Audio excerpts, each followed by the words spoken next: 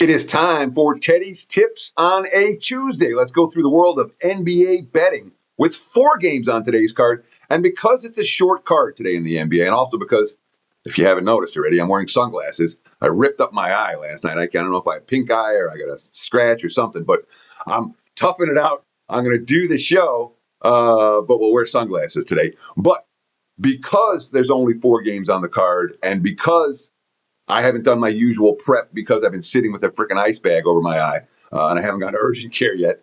The bottom line is I'm just going to go through the games. We're just going to go through every game on the board for today on Tuesday. And I think with games, on days where there's 4 games or less, that's an appropriate way to handle this. So today's one day we're not going to, there's no wise guy total. I marked everything down last night as usual, and there's nothing to talk about wise guy total wise. I don't have a player prop that jumps out at me. So what I'll do is I'll give you my thoughts on every game on the board. On a 4-game card, I think that's a reasonable way to handle it. And I appreciate you guys sticking with me, even though I've got the shades on tonight. Don't worry, it's still me. But this eye's pretty ripped up right now. So it is what it is. Well, plow through it, and hopefully by tomorrow, we'll be feeling a whole lot better eye-wise. I do have a single client play up available for tonight in the NBA, $5 Tuesday at WagerTalk.com. You can check it out on my homepage, wt.buzz/TC. And as always, before I get going, I want to say thank you for watching. We appreciate the comments. We appreciate the likes. We appreciate the follows. I've been getting in there every day to reply to the comments, and I'll try to do it again today. I can't promise because I got to go to urgent care or something to get this eye taken care of. But I will do my best to get in there before the day is through. But appreciate very much. Thank you for the likes, comments, and follows. Yesterday, I had a 5% big ticket play. That play was on the Chicago Bulls. They won outright as 8.5, 9.5 point dogs against Houston. The fade of the Rockets as favorites continues. We'll talk about that more probably on tomorrow's show. Let's go. Let's go. Let's go through the 4 games on today's card and look starting with Sacramento and Charlotte last night. This was there were 16.5s and 17.5s out there. I was seeing 230 as the prevailing number. And what are we seeing today? 17.5, the prevailing number, 230 for Charlotte against Sacramento. And I get it. It's hard for the markets at this time of the year to get balanced action. All right. I'm not looking to take an extra point or two of value with anybody. I talked about this on this show before. It's not about finding a half a point or a point. It's about finding teams we want to ride and finding teams we want to fade and continuing to do that until the markets have shown they clearly have caught up. And that hasn't happened with a whole lot of teams necessarily lately.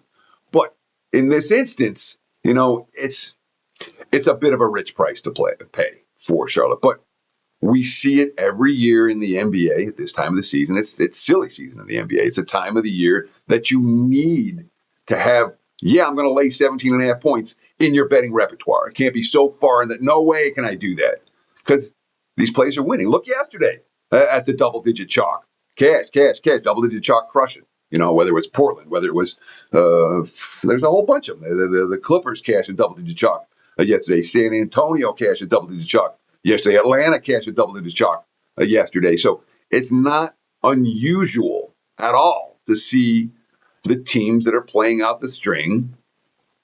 You don't give the effort in the fourth quarter or the third quarter or the second. At some point during the game, these teams are shy.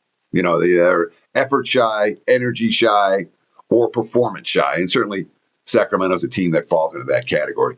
Charlotte's killing, buddy. They're killing teams. Their last 3 wins, all by big enough margins to cover this 17.5 point number. Hornets made me a lot of money this year. They've been this year's team. There's one team last year. OKC was that team for extended stretches. I guess San Antonio is another one from this year. But the bottom line is, if I'm playing, I'm laying for Charlotte and Sacramento. I don't want this dog, and I'm not looking for a little bit extra value. And I believe in the Hornets. Now they played 2 weeks ago, and it was a fairly tight contest. I think it was decided by 8. That could happen here. This is not a max bet play or anything like that. It's just an opinion. I wouldn't be shocked if Sacramento hangs around in this one, but I've seen enough big Charlotte runs, especially after halftime, where they clamp down on defense and just take care of business. No surprise here if the Hornets are the right side in this one. Pelicans, Knicks is the client play for me on the side. If you've been paying attention, you probably know which side I'm looking at. But total-wise, this one stood out for me, 232, 231.5, 232, the prevailing number right now for New Orleans and New York. And again, last night at the Open, there were mostly 9.5 with the Knicks, so we have seen some Pelicans money. Total last night was sitting 230, 230.5, and then, we've seen a little bit of over money here, but nothing substantial in that regard. But New Orleans is an interesting team to consider because the Pelicans' full season numbers are not telling the truth about where they are right now. They were off. They were started 10-36, their first 46 ball games. They've got a winning record since. So when you look at New Orleans' season-long stats, you're not getting a true picture of what this team is. If you look at, let's say, the last 10 games, the pace is slow. The defense is top 10. Like the Knicks are playing with pace. The Knicks want to slow things down. They're bottom 5 in pace. And the Knicks' last 10 games also solid defensive showing. So what are we going to do with New Orleans and New York? We're going to look under the total. No pace, lots of defense. First meeting between these two teams flew over, but the previous 5 all stayed under. No surprise if tonight's matchup stays under as well. Orlando and Cleveland. And this is a fascinating game. The Magic on the second of back-to-backs. They lost to Indiana. And Indiana's better right now. Indiana got their veterans back. They got Mathurin back in the lineup, and they got the Siakam back in the lineup. Who somebody else I'm spacing on. Doesn't matter. Indiana right now is a better team than they've been for most of the season. That said, Orlando's in free fall. They've lost 5 in a row.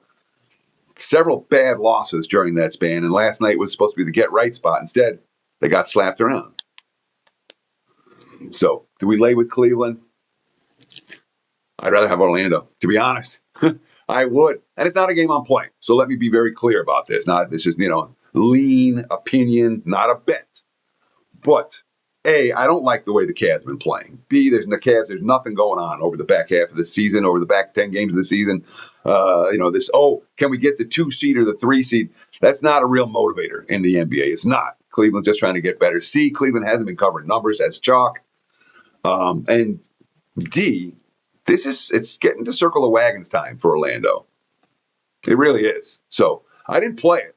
I don't know that I trust the Magic to play it, but this is absolutely a one-way game for me, thought-wise.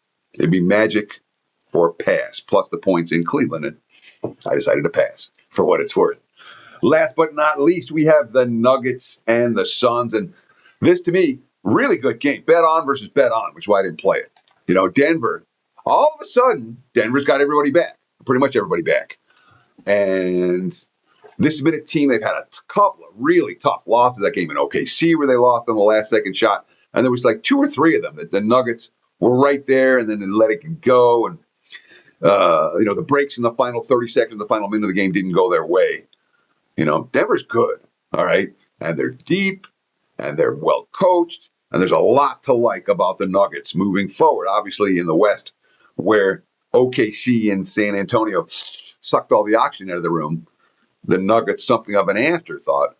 But that's a good team. That's a team I'd rather have my money on than against in general right now. That being said, so is Phoenix. And the Suns, again, my number here is only coming 3.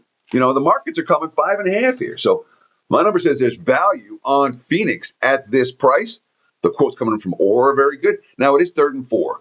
Third game in 4 nights for Phoenix. I wonder if they're a little bit gassed here. They're not a team with a whole lot of depth, but it's a Suns team that has played defense, that has played competitive, that has stepped up in class well, that's made me money. My number says there's value on the Phoenix side. I did not, however, step in front of the Denver Nuggets in the process. Cool. We got through it. I did a different type of show today. I appreciate you guys. Thank you so much for taking the time out of your day to watch Teddy's Tips. Again, sorry for the sunglasses. Hopefully by tomorrow the aisle won't be quite as ripped up as it is today. And boy, we appreciate the likes, comments, and follows. Check out the $5 Tuesday best bet at WagerTalk.com. And stay tuned right here on this channel for more quality video content. Cheers, guys. Have a great day. Thank you.